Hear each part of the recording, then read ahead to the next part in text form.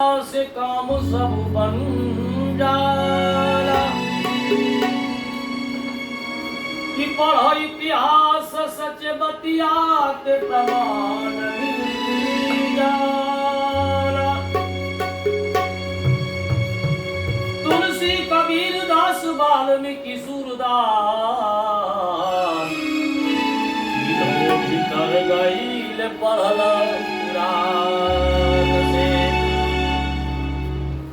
कि 4 दिन के जिंदगी गुमान का है कैलू कि 4 दिन के जिंदगी गुमान का है कैलू और मानुष जिंदगी तोहार होके जियान बा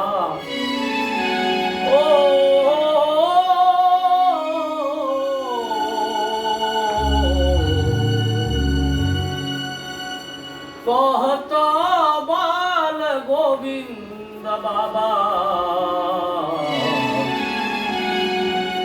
जकरा कृपा से चलत जहानमा।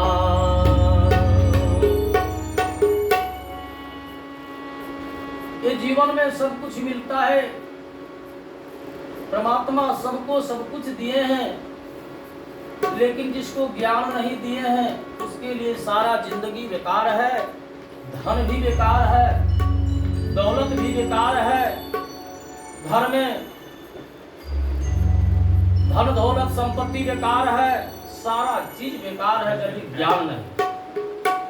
कैसे कहते हैं भाव भाई कि सब धन बेकार बाटे हरि नाम के बिना। सब धन बेकार बाटे हरि नाम के बिना। हर जिंदगी बेकार बाटे,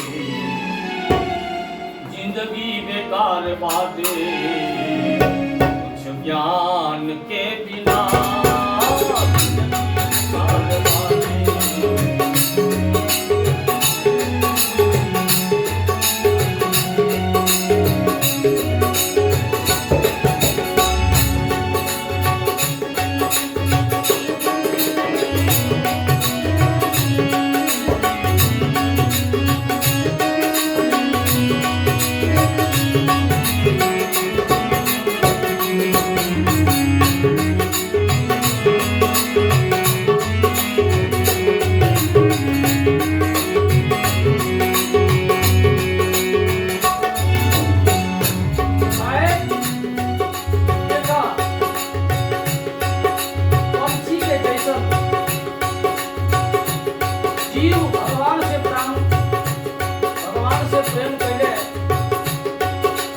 कनिका की दया जामिल भगवान से प्यार कैले। कनिका की दया जामिल भगवान से प्यार कैले। और मीरा संत कबीरा और जिंदगी सवार कैले। मीरा संत कबीरा जिंदगी सवार कैले। काहे हथवा बेकार बाटे, हथवा बेकार बाटे जान के बिना। बेकार बाटे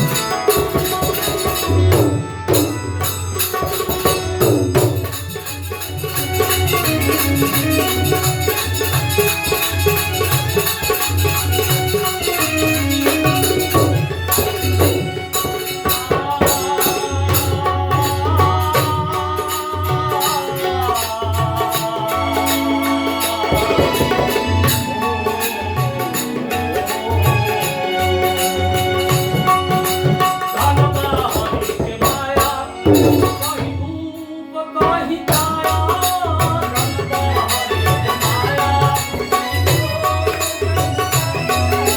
धन बाहरी के माया कहीं धूप कहीं छाया धन बाहरी के माया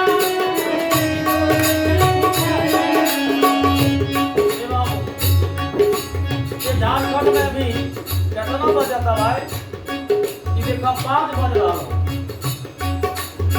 अमेरिका में 5 बजे रात हुई अरे धन बाहरी के माया कहीं धूप कहीं छाया धन बाहरी के माया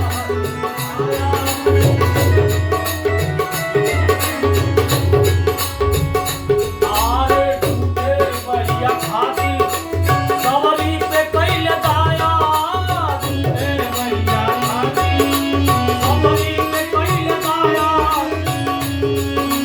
जीवन सफल